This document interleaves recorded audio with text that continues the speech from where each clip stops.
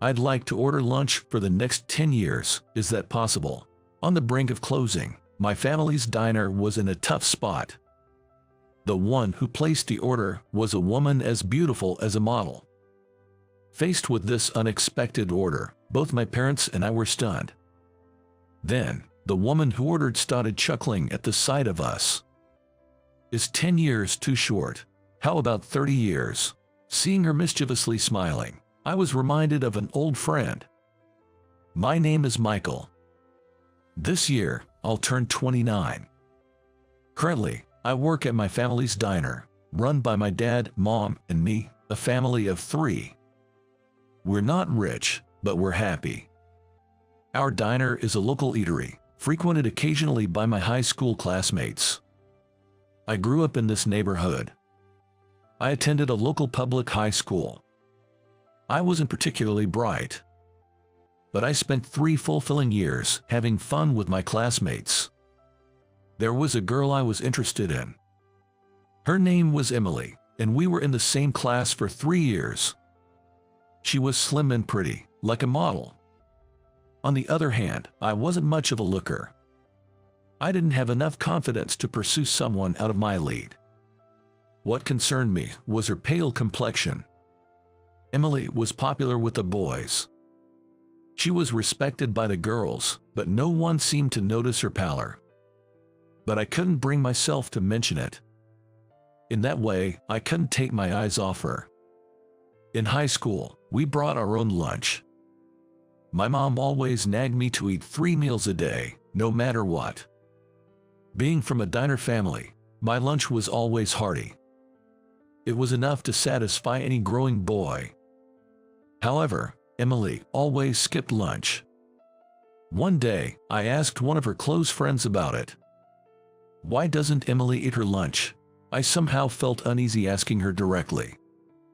Oh, Emily is on diet. She only eats 2 meals a day. It's amazing how thin she is, Emily's friend told me. Why do girls want to be so thin? I couldn't understand. Well, I guess that's just how it is. I was concerned, but that's where I left it. Then, one day something happened. Emily's friend was absent. The friend I usually eat lunch with was called away for a club activity. Emily, as usual, was studying alone during lunchtime while others were spreading out their lunch. Emily, is it okay if I sit here? Curious, I took the seat in front of her. The class was noisy, and no one paid any mind to us. Oh, yeah. Emily replied. Aren't you eating lunch? I heard you were on diet. As I said that, I opened my own lunch. Yes, that's right. But take care not to ruin your health. Everyone says you're slim and praises you, but you look pale. When I said that, Emily stopped what she was doing. Her smile from earlier was gone. Her face was tense, and I froze, wondering if I had said something wrong. No, but I do think you're beautiful. What I meant wasn't that you're unattractive or anything. Sorry, that was a poor choice of words. I really didn't mean any harm. Being on diet is important too. I apologized to her. I realized I had been rude to her. After hearing that, Emily's expression softened a bit. No, it's okay. You were just worried, right? At her smile, I hesitated and then took out sandwiches wrapped in plastic that I had brought separately from my lunch. Yeah, I'm worried. So, this is me being meddlesome. Throw it away if it's a bother. I placed the sandwiches on Emily's desk. No, but really, don't throw it away. It's really good. Try it. I said that and started eating my lunch. Did you know my family runs a diner? A diner? Yeah, the Harrison's Diner, near the station. I'm the son of the diner owners. That's why it's good. As I said that, Emily hesitantly reached for the sandwiches. She took a small bite. For some reason, I felt relieved watching her. As I continued eating my lunch, I heard a sniffle. Emily, when I asked, Emily, with tears in her eyes, muttered, "It's delicious." My heart tightened. I had a feeling that something was up. If it's okay with you, I can be someone to talk to. There must be things you can tell your friends, right? At my words, Emily started to speak little by little. I have a younger brother and sister. They're still little. I listened quietly to her story. But my father passed away 3 years ago, and now my mom is supporting us all by herself. So, I do the housework and take care of my siblings. Even dropping them off and picking them up from daycare. I also cook the meals. Emily carefully took small bites of the sandwiches I gave her. Tears fell onto the sandwiches. So, we don't have much money. I can't work because I have to take care of my brother and sister. But even in such a situation, my mom let me continue my studies, so I feel like I have to endure everything. Wiping her tears, Emily said that with a smile. My dinner is usually leftovers from my brother and sister, and I hardly have time for breakfast, but I have to keep going. After listening quietly, I spoke up. Come and eat at our place. Bring your brother and sister too. Thank you, but I can't afford it, and just your thought is enough. Emily, envied by everyone. Thinking she was on diet, what was she really feeling? I had no idea about her situation and carelessly commented on her pale complexion. I never imagined she had such circumstances. I never thought about the happiness of being able to have 3 meals a day. So maybe you're saying that I look pale wasn't completely wrong, but it's for reasons like that, so don't worry about it.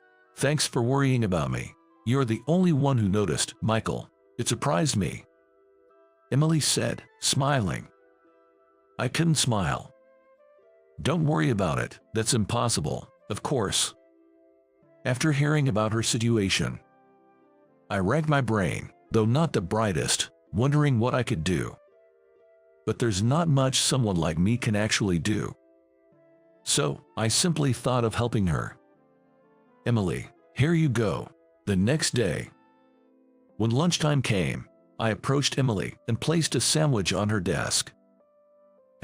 As expected, Emily looked surprised. Michael, didn't I say Emily doesn't eat lunch? One of Emily's friends asked me. Yeah, but I want to give it, so it's okay. Emily stared at the sandwich on the desk. It's from Harrison's Diner, their special club sandwich. Be grateful and eat, Emily. You're a bit too thin. Then, saying that, I returned to my seat. Is it okay? Was it unnatural? Emily talked with her friend for a bit and then said to me, Thank you, I'll eat it gratefully. She smiled brightly, and I felt a deep relief. Since then, I continued to give Emily a sandwich every day. Soon, everyone in the class knew about it. Hey, Michael, you like Emily, don't you? One day, one of my classmates said that to me. It was when I was giving a sandwich to Emily. What? No. Emily, concerned about me, tried to refute it. She probably understood why I was giving her the sandwiches. But I didn't want her circumstances to be known. Is it a problem? The whole class buzzed at my words.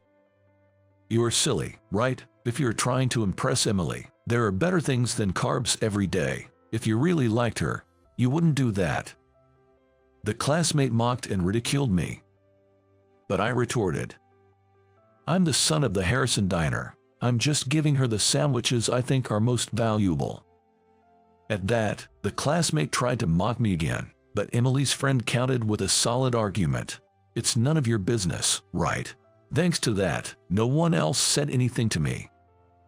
Emily kept saying, I feel guilty, and that's enough. But I said, if you don't eat it, just throw it away, and continued giving her sandwiches until graduation. I thought doing anything more would surely burden Emily, so that was all I felt I could do. Until graduation, no one discovered Emily's family situation. I sometimes worried that my actions were a nuisance, but on graduation day, her words to me, I will never forget your kindness, meant everything.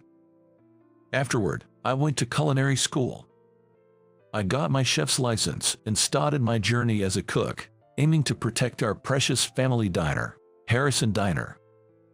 After graduating, I got a job at a traditional American restaurant.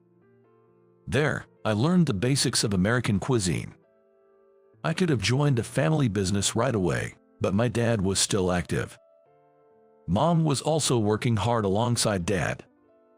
It didn't seem like there was a role for me yet, and Dad's words, "Don't waste the chance to learn," allowed me to acquire skills I wouldn't have learned at home. After working at the restaurant for about 5 years, I returned home.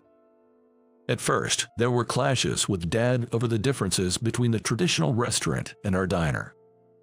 I complained about how the stock was made or got scolded for changing the seasoning on my own. But fundamentally, whether it was the restaurant or our family diner, Dad, Mom, and I were the same. We all just wanted our customers to enjoy delicious food, that's all. This isn't a fancy restaurant. Customers come here for good food, not just fancy stock. I know your stock is tasty, but if it increases costs, we have to change our prices.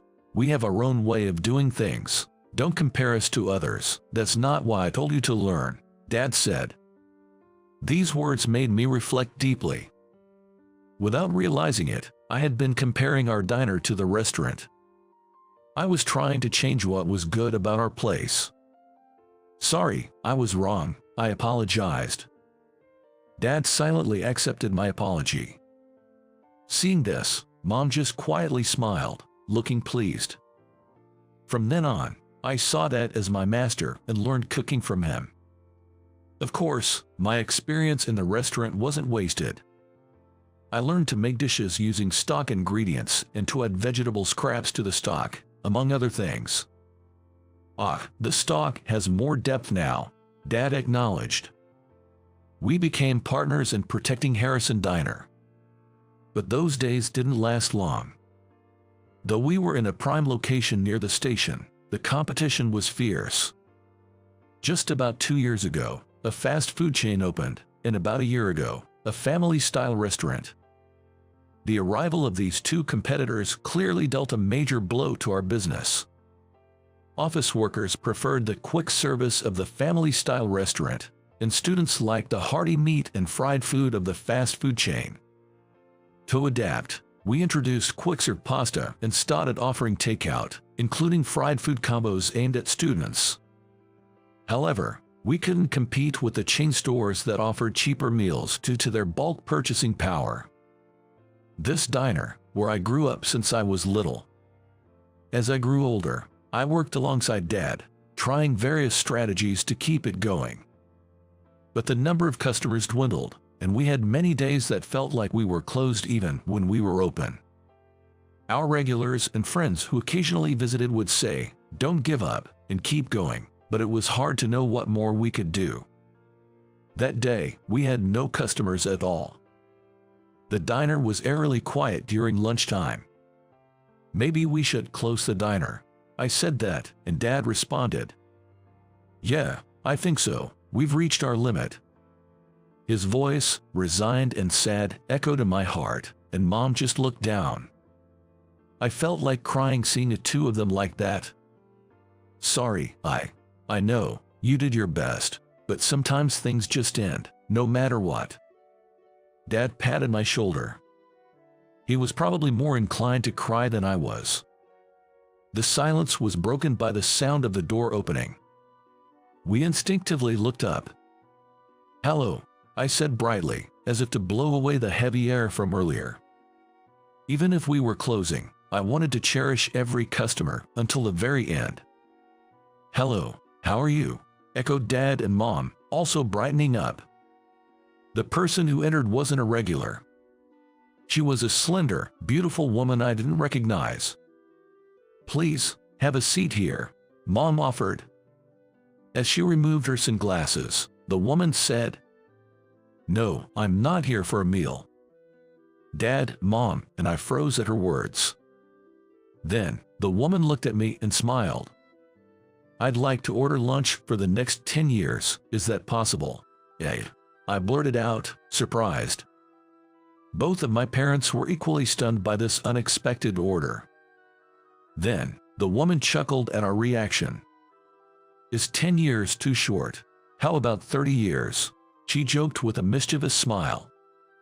That smile triggered a memory in me. Hee, it's been a while, Michael. It was her. I stepped forward. Emily, is that you? Wow, it's been so long. Yes, the beautiful woman was Emily. The same classmate I used to give sandwiches to in high school. The unexpected reunion filled me with joy. Mom, make some coffee. Come on, have a seat, I urged, but Emily laughed. I'm not here for a meal. I wanted to order some lunch. I tilted my head in confusion. While Mom prepared the coffee, we sat facing each other at the table. What do you mean? And what are you up to now? Are you doing well? I asked, and Emily replied. You didn't know. I'm kind of a celebrity now. A celebrity. Emily began her story. About her life after graduating from high school. Apparently, she was introduced to a cooking class by a senior at the company where she worked as an office clerk. The class focused on nutritious and budget-friendly cooking. Being new, the class offered her a spot as a monitor. Concerned about her own pale complexion, which I had pointed out, and now constantly worrying about her siblings' health, Emily was drawn to the class's focus on nutritious and budget-friendly cooking. Emily began arranging the recipes she learned in her cooking class and sharing them on social media. Of course, she knew there were people who couldn't afford to attend cooking classes. So, she thought that by sharing her knowledge, she could help someone. Her teacher was pleased with the promotion and happily allowed her to continue. As a result, Emily's social media followers rapidly increased. This led to a book deal with a publisher, where she co-authored a recipe book with her cooking teacher. Well, that's amazing, I said, smiling. I was genuinely happy for her. It seems like Emily's success is telling me that what I did was not a mistake. Well, it might be a bit of pride on my part. And now, I'm a YouTuber and a culinary researcher, doing my own broadcasts, she added. A YouTuber, I exclaimed, surprised, and Emily laughed. Is it that surprising? The idea of being a YouTuber often implies being quite famous. It made sense when Emily mentioned she was somewhat of a celebrity. She seemed like someone from a different world. That made her reason for being here even more puzzling. She must have sensed my confusion and explained. Emily said, Actually, a girl from our class, who I was close with, told me that Harrison Diner was going through tough times. I wanted to see if there was anything I could do, so I came today. I see. Thank you, I said, expressing my gratitude. Emily then said, I should be the one thanking you. You don't know how much you helped me back then. It wasn't just the sandwiches, but also your thoughtfulness and kindness. I looked up at her. The person I am today is because of you, Michael. You pointed out my pale complexion and provided those sandwiches from here. So, for this diner, I'll order for 10 years, 20 years, however long it takes. Now it's my turn to help you. Tears welled up in my eyes. Thank you, I managed to say, and she just smiled happily. I'll deliver lunch every day, I promised. Could you also make them for my brother and sister? They need lunch for school every day, she asked. Tears streamed down my face as I repeatedly nodded at her words. After that, Emily and I kept in regular contact. It wasn't just about the lunch. I didn't want to let this opportunity Emily gave me go to waste. Swallowing my pride, I asked Emily to teach me about cooking. I can't let pride waste an opportunity to learn, I thought. That was something Dad had told me after I graduated from culinary school. We started focusing on budget-friendly cooking to cut costs and creating nutritious meals to differentiate from other eateries. This approach attracted a younger clientele and, thanks to social media, brought in customers of all ages. Our diner regained its bustling atmosphere, and our business stabilized. Emily promoted Harrison Diner's secret recipes on her YouTube channel, which also brought us great publicity. We built a new friendship, supporting and being supported by each other. One day, while chatting, I said to Emily, "Hey, why don't you come and eat here with your brother and sister? You've been having our lunch, but you've never visited the diner, right? Your mom is welcome too." Emily was delighted by my invitation. Back in high school, I had once suggested, "Bring your brother and sister along." But at that time, Emily declined, saying she couldn't afford it. Of course, I never intended to charge her then or now. I just wanted to make her happy. On the day of closing, I opened the diner and cooked for the four of them. "What would you like to order?" I asked. They looked at each other and then said, "Some sandwiches, please." Sandwiches? I was taken aback. Sandwiches weren't on the menu. Although I used to boast about Harrison Diner's special sandwiches, those were just something Mom made. "I really wanted my mom, brother, and sister to taste your family's sandwiches," Emily said. To her, those sandwiches were something special. I smiled and served them a simple meal of sandwiches, soup, and salad. Watching them happily savoring the food was incredibly fulfilling. Afterward, Emily's brother and sister left with their mother for their evening classes. They thanked me, looking happy, which I appreciated greatly. Left alone, Emily offered to help with the dishes, but I declined. It was my job, after all. "It was really delicious. Thank you for making it again," she said. Well, back then, it was either Mom or me who made them, but actually, it was mostly Mom, I confessed. I knew it. There were times when they were a bit different, she laughed. "Really? Sorry, that must have been me." As I hurriedly apologized, Emily shook her head, laughing. "No, I was happy, and even when they teased you about liking me, you sacrificed yourself to make it easier for me, when in fact, I was the one who liked you." Really? I was stunned as Emily blushed slightly. I looked at her, flustered, as she continued. "I want to be there for you, Michael, to support you." I nodded at her words and said, "And I want to be someone who can help you whenever you need it." Eventually, Emily and I went from being friends to lovers and got married. Years later, Harrison Diner and Emily's YouTube channel are still very popular. Emily has gained a little weight. She seems self-conscious about it, but when I tell her, "You're the most beautiful now," she smiles happily. I have memories that I can't forget, no matter how hard I try, or rather, memories I don't want to forget. Looking back, it seems like a dream, but it was undoubtedly real. I had a wife whom I married when I was 25. I got a job at a male-dominated IT company right after graduation, and a friend introduced me to her, as I had no opportunities to meet someone. Her name was Emily. Emily, with her kind and encompassing nature, and I, impulsive and reckless, were complete opposites, which is probably why we were drawn to each other. After dating for 2 years, I proposed, and we got married.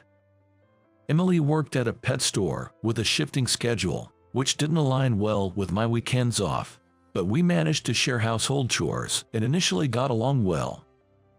However, after about 3 years, our relationship gradually deteriorated. As I progressed into my late 20s and gained more experience, I was increasingly entrusted with more responsible tasks at work. This was something I was very happy about, but I believe it also put a significant amount of stress on me, both mentally and physically. From the onset of our marriage, Emily was in charge of preparing meals and cleaning areas like the kitchen, living room, hallway, and entrance. I was responsible for cleaning the areas outside of the kitchen, including the bathroom. We would also take care of other chores as needed or whoever noticed them first. Of course, there were days when we were unable to complete our tasks, and we were flexible about it, but during this time, I found myself increasingly unable to keep up with my share of the chores. Then, one day, when I returned from work on the last train, Emily had just gotten home and spread some ready-made dishes on the table. "Is this dinner for tonight?" I asked, and Emily, looking apologetic, replied, "Yeah, sorry, I was tired and it got late today, so I bought these from the supermarket." She then heated my portion in the microwave, transferred it to a plate, and handed it to me. I had already eaten ready meals for lunch and was hoping for a proper meal at night. Lost in these thoughts, I wasn't paying attention to what Emily was saying. Then I interrupted her. "Could you run the bath?" Emily looked surprised and momentarily frozen. It was my task to run the bath, so her reaction was understandable. That's what I thought at the time. "I'm tired from working consecutive days. Could you do it for me?" Upon hearing this, Emily said okay and went to run the bath. This kind of situation continued day after day. I didn't know much about the busy season at the pet shop, but Emily seemed to be working harder than ever before, often getting home late and unable to prepare proper dinners. After about 2 weeks of this, I finally spoke up. "Lately, you've been slacking off a bit, haven't you?" That day, I got home around 10 p.m., earlier than usual, but Emily was lying on the sofa and hadn't prepared dinner. "Sorry, I got ready meals for today," she said apologetically, but my frustration didn't ease.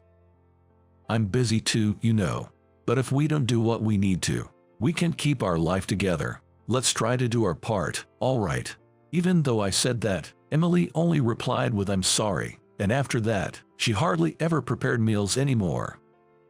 I started to feel increasingly irritated with Emily. Since my job got busier, I'd come home, eat, take a bath, and go straight to bed, resulting in minimal conversation, but by then, I hardly wanted to speak to her at all. "Welcome back. Listen, Emily," perhaps trying to reconcile, kept trying to talk to me, but I kept avoiding her by saying I'm tired. 2 months passed like this. It was ridiculous, living together as a couple yet avoiding each other. Looking back, I realized that maybe I was venting my work stress on Emily. That's why I felt I deserved the punishment that came. On a rainy day in summer, when I got home around 11 p.m., Emily was nowhere to be found. I wondered if she hadn't returned from work yet. With that thought, I didn't bother to look for Emily and simply collapsed into bed to sleep. It wasn't until the next morning that I noticed something was off. It was when the sunlight lit up the room. The room seemed unusually tidy. Curious, I opened the closet and found that all of Emily's clothes were gone. Checking other drawers, I saw that her makeup and other personal items were also completely removed. I went to the living room to check for a note, but there was nothing. Had she left because she was fed up with our constant arguing? Thinking this, I called Emily's cell phone. However, all I heard was a cold, automated voice saying, "This phone number is currently not in use." And just like that, my wife, Emily, had suddenly disappeared. I deeply regretted my recent behavior. Since I too had occasionally shirked my share of the chores due to being busy, I should have been understanding and said, "It happens to the best of us." I should have embraced Emily's attempts at reconciliation instead of pushing her away. I should have faced our issues together. It's true, you often only realize these things once you've lost them. But still, I thought, maybe she's just angry and will come back someday. When she does, I'll apologize properly. I was still naive at that point.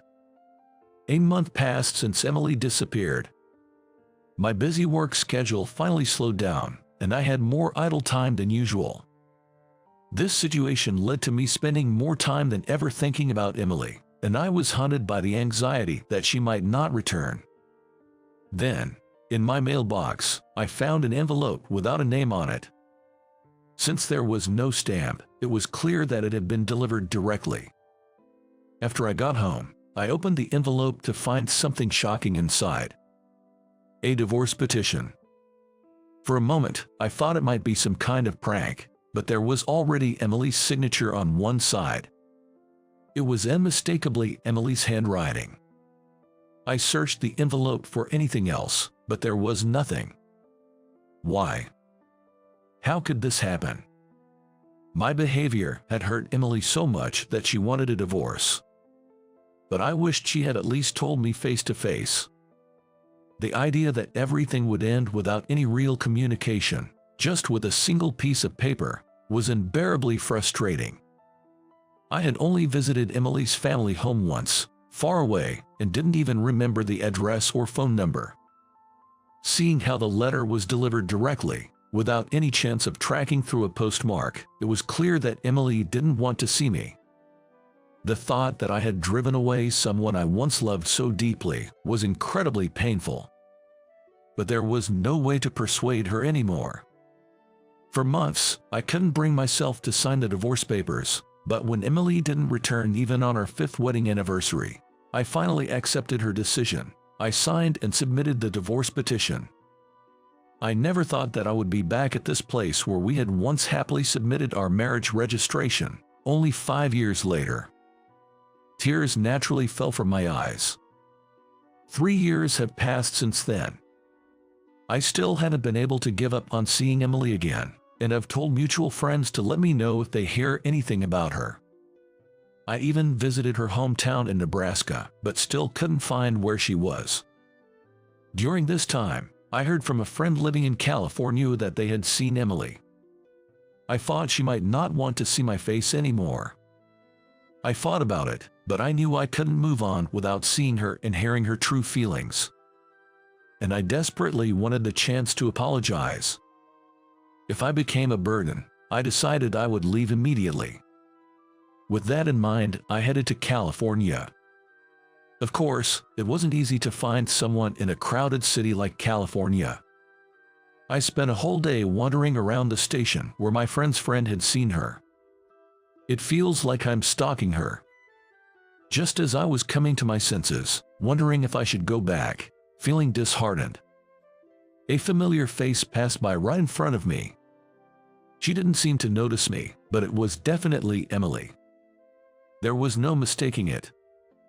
Seeing Emily for the first time in 3 years, I almost broke down in tears, but I restrained myself, given the crowd. Emily seemed to be looking around for someone, and then her face lit up with joy.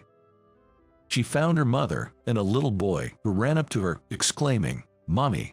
The boy, hugging Emily, said cheerfully, "Grandma bought me a toy."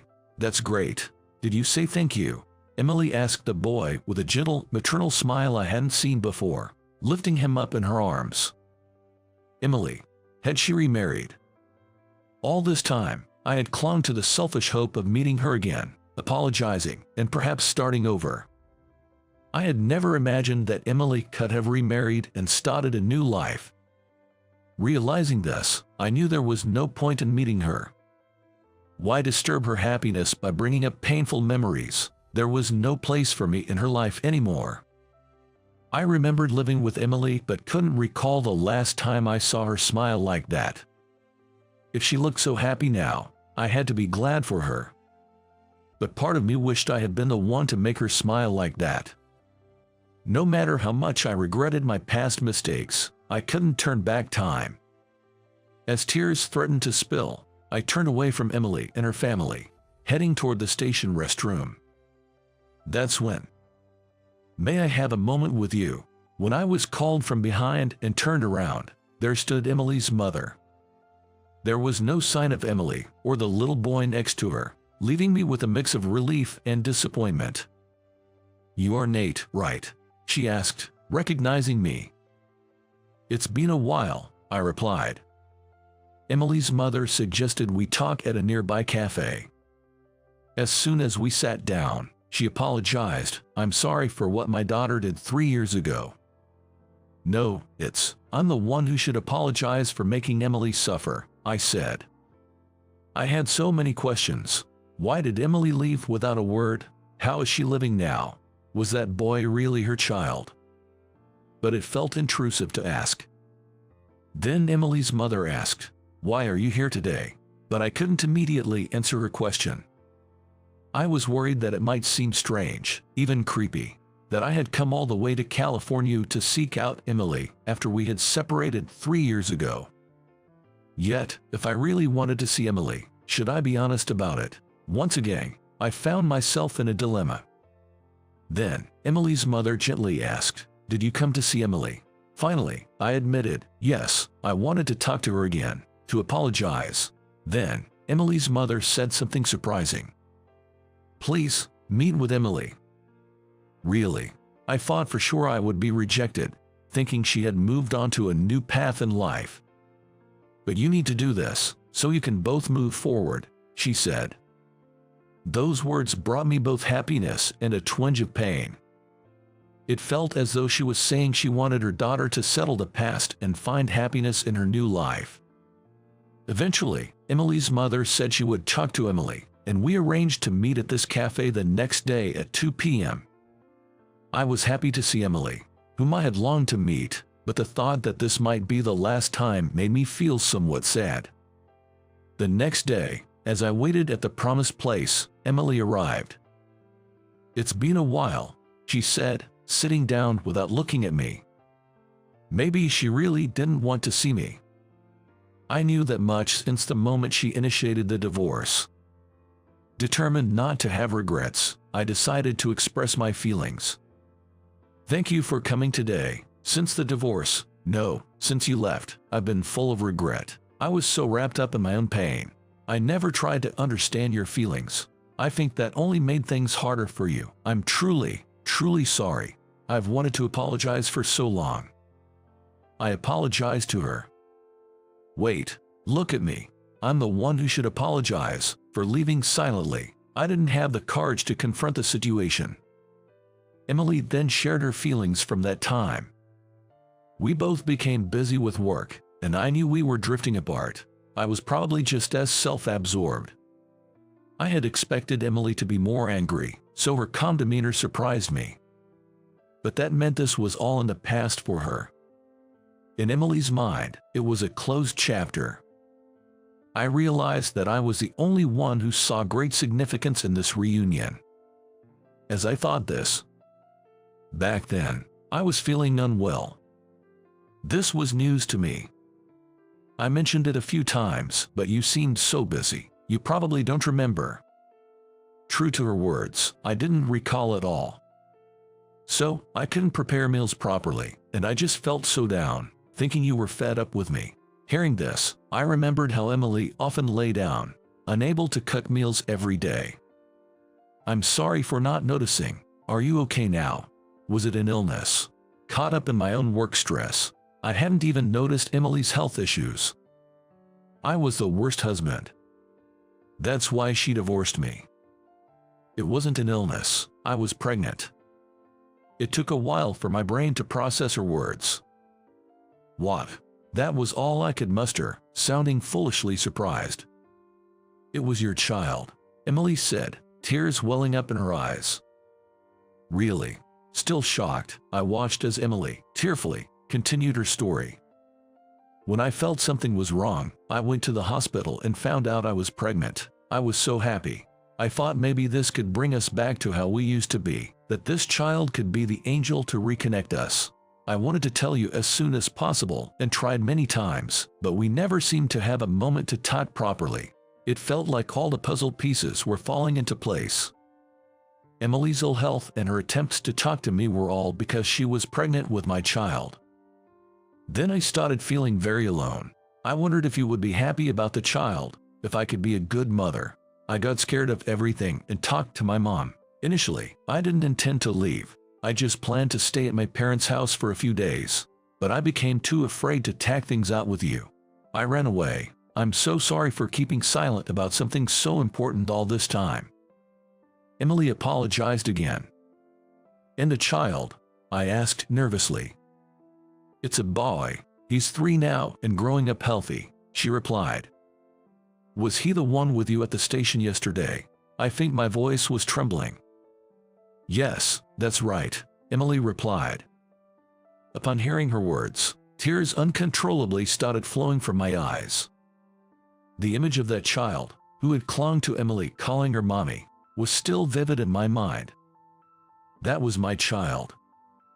Before I knew it, I was holding Emily's hand. and without being able to hold back, I said, "Thank you." Hearing that, Emily also started crying. "I'm sorry for not realizing the pain you went through for our child and for behaving terribly. I was selfish, truly sorry. But I've always wanted to tell you this. If possible, if you can forgive me, I want to live with you again. I want to be the father of our child. Can you give me another chance?" The wait for Emily's response felt incredibly long. But then, Emily squeezed my hand back and said, "That's my line. Thank you." Afterward, Emily took me to her current home. Our son, Isaac, didn't act shy at all despite meeting me for the first time. "Dad, did you come from far away?" he asked, hugging me happily. Apparently, Emily had explained to Isaac, who had started to question why he didn't have a father like other families at kindergarten, that Dad is away on a long trip. Isaac even said, "Mom told me, Dad is kind and funny." Knowing that Emily and Isaac had kept my presence alive in their lives made me incredibly happy. Later, I returned to the headquarters and arranged to transfer to the California branch starting next spring. Until then, I would visit them by plane on weekends, but considering the 3 years we missed, it felt like a short wait. Soon, I believe, living a life with Emily and Isaac will feel normal again. But I will never forget that such an ordinary life is not something to take for granted. Having once fallen apart, I believe we are now bound by a stronger bond, and I start walking with my family again.